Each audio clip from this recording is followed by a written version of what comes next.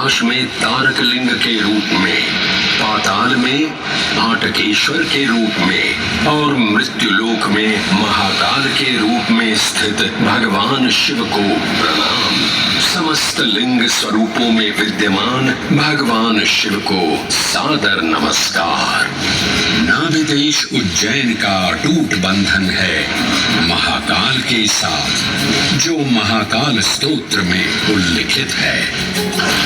उज्जयिन्यां महाकालम महाकालेश्वरम हरम महाकालम महायोगिनम नमामि पार्वती पतिम। तो चलिए मैं आपको कथा सुनाता हूँ किसी महान उज्जैन नगर की। उज्जैन इसे संस्कृत विशाला, कुशस्थली, पद्मावती, कनक श्रृंगा, स्वर्ण श्रृंगा, प्रतिकल्पा, कुमुदवती और अमरावती के नाम से पुकारा गया। उज्जैन जो मनुष्य को मोक्ष प्रदान करने वाली 7 नगरियों में से एक है।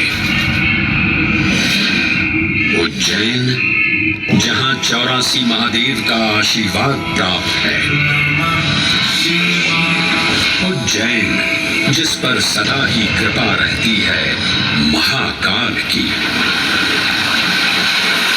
यहाँ सतत क्षिप्रा नदी की निर्मल धारा बहती है।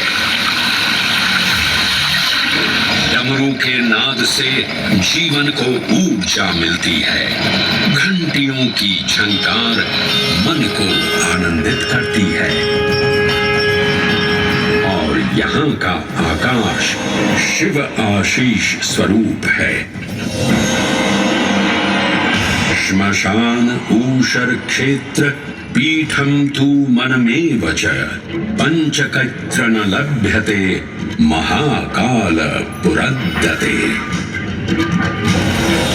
अर्थात यहाँ पर श्मशान, ऊषर यानी अनुपजाऊ भूमि, क्षेत्र अर्थात पवित्र भूमि, पीठ यानी शक्ति स्थान और मन अर्थात आध्यात्मिक शांति का स्थल पांचों एक ही स्थान पर उपलब्ध है।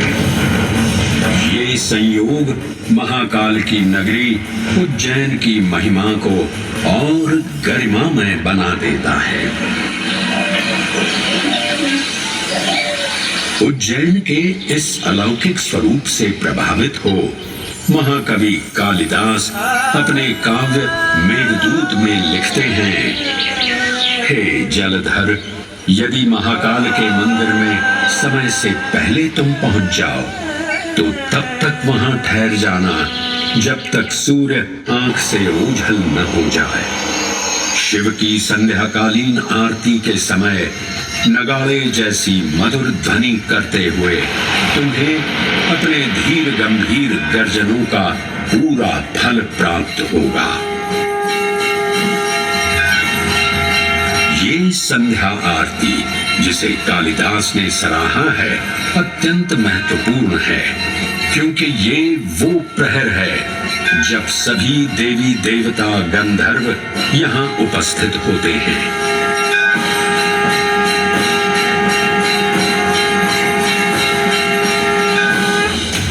उज्जैन की महिमा अद्वितीय है। सतयुग, त्रेता युग, द्वापर युग और कलयुग, हर युग में इसका अप्रतिम महत्व रहा है। इस काल यात्रा में सबसे पहले आपको सतयुग के उस कालखंड में ले चलता हूँ जहां देव और दानव एकत्रित हैं समुद्र मंथन करने के लिए। मन की आंखों से कल्पना कीजिए, भगवान विष्णु ने कूर्म का रूप ले मंदरांचल पर्वत को अपनी पीठ पर उठा रखा है। सागर से विकराल लहरें उठ रही हैं, मेघ भयानक गर्जना कर रहे हैं। दानव वासुकी सर्प को नेति बना और मंदार पर्वत को मथनी बना सागर को मथ रहे हैं कि तभी जल का पाप कालकूट विष निकलता है और पूरी सृष्टि को अपने ताप से झुलसाने लगता है। इस भयावह स्थिति ने देवताओं और असुरों के बीच हाहाकार मचा दिया। ये कैसा अनर्थ है? लक्ष्य था अमृतत्व का, पर अब मृत्यु की विकराल छवि हमारी आंखों के समक्ष मंडरा रही है। इस भयंकर संकट से केवल वही उद्धारकर्ता मुक्ति दिला सकते हैं जो समस्त विश्व के परम संरक्षक हैं। तभी सब महादेव की शरण में जाते हैं और पुकार लगाते हैं, ओम नमो भगवते रुद्राय। और फिर तुष्टा महादेव भक्तों की गुहार सुनते हैं, कैलाश से उतरते हैं, विष को अपनी अंजुलि में भर अपने कंठ में धारण करते हैं।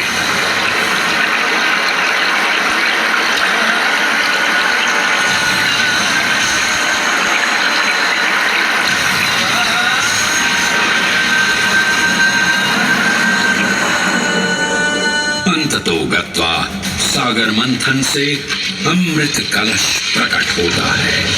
जैसे ही अमृत प्रकट हुआ, दानवों ने इसे केवल अपने आधिपत्य में लेने की आकांक्षा प्रकट की और संघर्ष छिड़ गया। आज यदि हम इस अमृत को प्राप्त कर सकें, तो हम देवताओं पर हमेशा के लिए प्रभुत्व स्थापित कर पाएंगे। अमृत अपात्र हाथों में ना जा पाए, क्योंकि ये अपनी शक्ति का असीम दुरुपयोग करेंगे। इस अराजकता के परिणाम स्वरूप अमृत की कुछ बूंदें छलकी और पृथ्वी तक पहुंच गई। 4 स्थलों पर स्पर्श हुआ इन बूंदों का, हरिद्वार, प्रयागराज, नासिक और उज्जैन। अमृत की इन्हीं बूंदों के कारण उज्जैन में हर 12 वर्ष पर कुंभ सिंहस्थ मेले का आयोजन होता है। भगवान शिव की लीला देखिए, लोक कल्याण के लिए स्वयं विषपान किया और अपनी नगरी पर अमृत वर्षा करवाई। अमृत की पावन बूंदों से अभिसिंचित ये दिव्य उज्जैन भूमि रामायण के पृष्ठों में भी सम्मिलित हुई। सतयुग के बाद त्रेता युग में माता सीता की खोज में वानर सेना का यहाँ आगमन हुआ।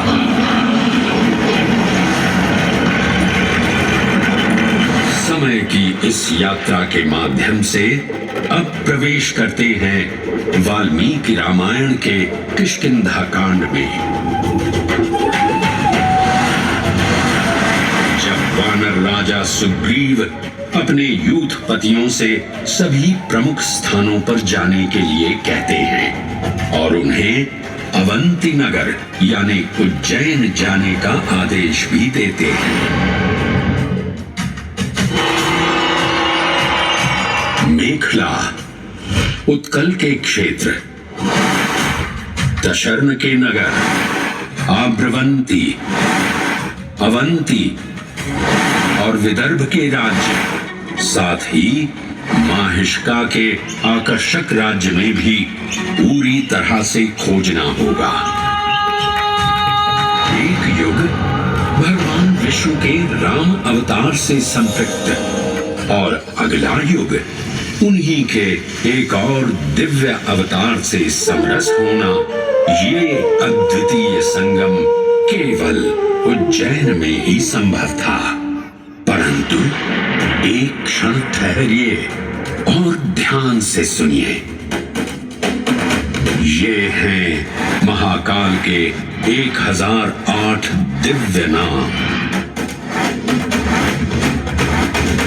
हाँ, मैंने काल चक्र को परिवर्तित कर दिया है अब द्वापर युग का शुभारंभ हो चुका है। विस्मय पूर्ण हो जाएंगे ये जानकर कि महाकाल के इन नामों को स्वयं भगवान श्री कृष्ण ने रचकर पिरोया था। महाकाल सहस्र नामावली की ये अद्भुत रचना उस समय की है जब योगेश्वर कृष्ण उनके मित्र सुदामा और शेषावतार बलराम ने अवंती नगरी में स्थित सांदीपनी ऋषि के आश्रम में वेदांत दर्शन और शस्त्र विद्या की शिक्षा ग्रहण की थी। कहते हैं कि भगवान श्री कृष्ण को अवंती ने ऐसा मंत्र मुग्ध कर दिया कि यहाँ 64 दिनों तक रुककर उन्होंने 64 विद्याएं और 14 कलाओं का ज्ञान लिया। उज्जैन का संबंध महाभारत से भी जुड़ा हुआ है। इस महान महाकाव्य के वन पर्व में उल्लेख किया गया है कि महाकालेश्वर मंदिर में स्थित कोटि तीर्थ जल का स्पर्श मात्र करने से अश्वमेध यज्ञ के समान फल प्राप्त होता था। और फिर परिवर्तन की इस अनवरत धारा ने एक नई कहानी लिखी। उज्जैन में उदय हुआ मौर्य वंश का। सम्राट बिंदुसार ने अपने पुत्र अशोक को उज्जैन का राज्यपाल बनाया और समय के साथ अशोक के शासनकाल में धर्म का विस्तार हुआ। मौर्य वंश के पश्चात विभिन्न राजवंशों, सम्राटों और नरेशों ने उज्जैन की सेवा की। उनमें से प्रमुख मालवागण और फिर गुप्त वंश ने यहाँ राज कर इसके वैभव में वृद्धि की। उज्जैन ने अपने भव्य तेज से जहाँ महात्माओं और शासकों को आकर्षित किया, वहीं इस नगर पर आतताइयों की दृष्टि भी पड़ी।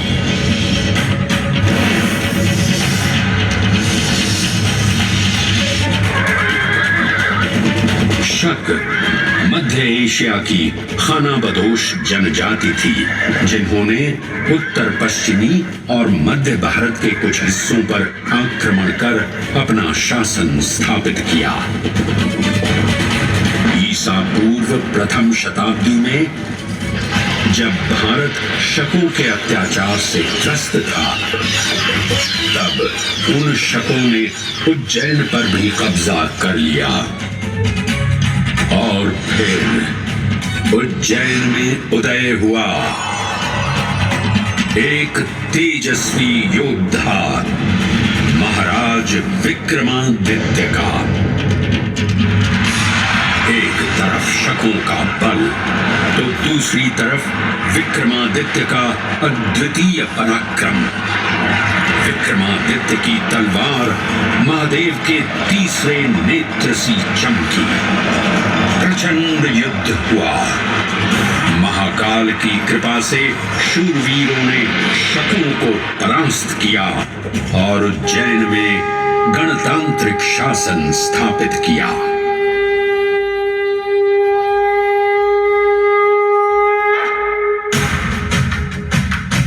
इन्हीं महाबली विक्रमादित्य की राज्यसभा महाकाल मंदिर में ही प्रतिष्ठापित थी। आज भी इस मंदिर की घंटियों में विक्रमादित्य की वीरता और शौर्य की प्रतिध्वनि गुंजायमान होती है। राजा विक्रमादित्य और शकों के मध्य हुए युद्ध ने उज्जैन को कालचक्र से अभिन्न रूप से जोड़ दिया, क्योंकि जिस दिन उनको विजय प्राप्त हुई, उस गौरवशाली उपलब्धि के सम्मान में एक नवीन पंचांग का शुभारंभ किया गया, विक्रम संवत पंचांग। आज भी कई हिंदू पर्व और धार्मिक अनुष्ठान विक्रम संवत पर आधारित हैं।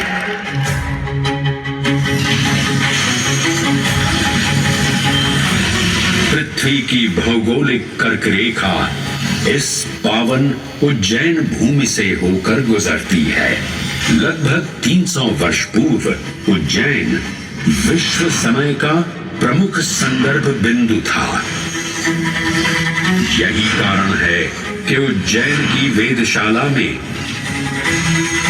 वराहमिहिर, आदित्य दास, ब्रह्मगुप्त, आर्यभट्ट और भास्कराचार्य जैसे महान विद्वान अनुसंधान और अध्ययन में तल्लीन रहते थे। खगोल शास्त्र का केंद्र, महाकालेश्वर का आवास,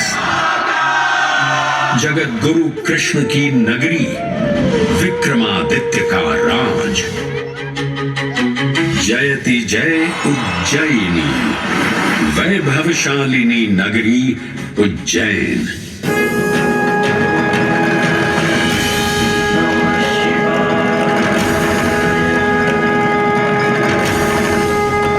श्वासों को शिव मंत्र से अलंकृत कर, मन को भाव की गंगा से निर्मल कर, जो भी उज्जैन में महादेव की शरण लेता है उसका कल्याण होना निश्चित है।